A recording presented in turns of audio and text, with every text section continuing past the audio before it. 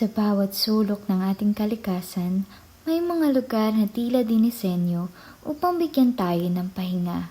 Lugar na hindi lang basta tanawin, kundi isang karanasang bumubuhay sa ating diwa. Matatagpuan ang bundok na ito sa pagitan ng Barangay Huaygan at Barangay Santa Maria. Ito ay naging paboritong destinasyon hindi lamang ng mga mamayang naninirahan sa paligid, kundi pati na rin ng mga estudyante at mga tunay na nahihilig sa kagandahan ng kalikasan. Mula rito sa ibaba ay matatanaw na natin ang malalawak na damuhan at ramdam na agad ang preskong simoy ng hangin. Bagamat medyo may kataasan ang aakyatin, hindi maalintana ang ganda ng tanawin. Habang inaakyat ang bundok, ramdam na ramdam ang pagkampas ng mga kugon at ang preskong hangin na humahalik sa aking balat. Bagamat medyo nakakapagod at matarik ang daan, ay hindi mo mararamdaman ang bigat dahil sa ganda ng paligid na sumasalubong sa iyo. Bawat hakbang may bagong tanawin na naghihintay. So, magandang araw po. Kamusta naman po ngayon? Okay lang. Okay lang po. Matagal na po bang kilala at pinupuntahan po yung bundok na rin? Ano po, siguro mga 2 years niya. Hindi ko magkakamali. Saan po kayo nanggaling yung tinawag po sa kanya? Ang ruling, Yes po, ang rolling. siguro parang inadapt lang nila yan kasi bundok. Tapos kung kaya na kuha na ruling, siguro may umakyat dyan. Tapos siguro gumulong dahil sa takwa na ng bundok. Kaya doon na lang nila inadapt yung pangalan na ruling. Ano naman po yung masasabi niyo sa mga taong pumupunta po? Yung mga tao, siguro hindi natin hangad lang nila makita, mamasdan ang kagandahan ng bundok, makakuha sila kasi overlooking siya eh.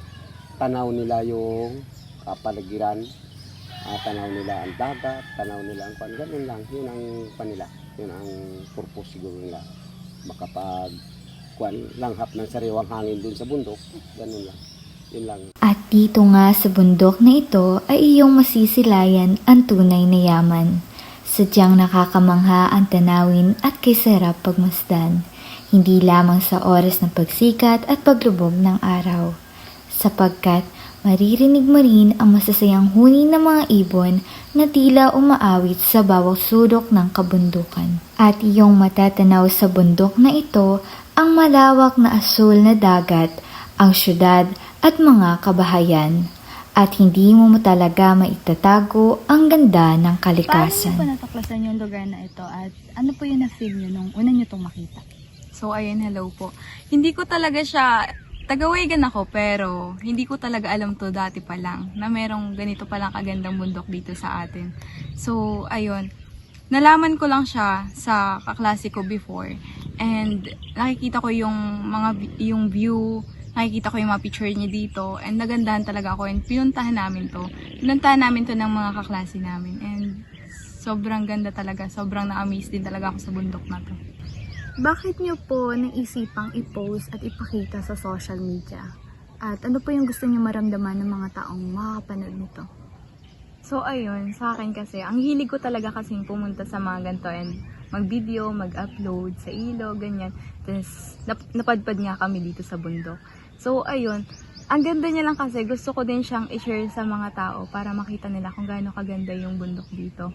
And kung gaano kaganda yung view, ganyan. Para po sa inyo, ano po yung pinaka maganda sa bundok na to? Yung view ba, yung hangin, or yung peace of mind? Para po sa akin, worth it lahat yon kasi pag galing kong baba, tapos pupunta ka dito sa bundok or dito sa rolling hills, sobrang worth it lahat. Kasi pagdating mo dito, masisilayan mo yung ganda ng view at isa pa yung peace of mind. Kasi pag nandito ka na sa taas, parang yung pakiramdam mo, parang naiwan mo yung problema mo, yung stress mo sa baba, ganun. Kasi ang saya lang, tapos ang tahimik, maririnig mo yung ano lang ng ibon, ganun, yung hangin, yun.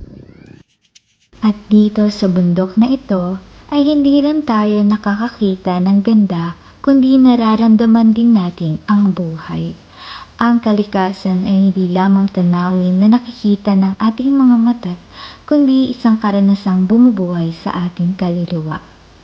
Dahil sa huli, ang tunay na yaman ay wala sa matatayog na gusali, kundi nasa payapang kapaligiran na ating tinatamasa.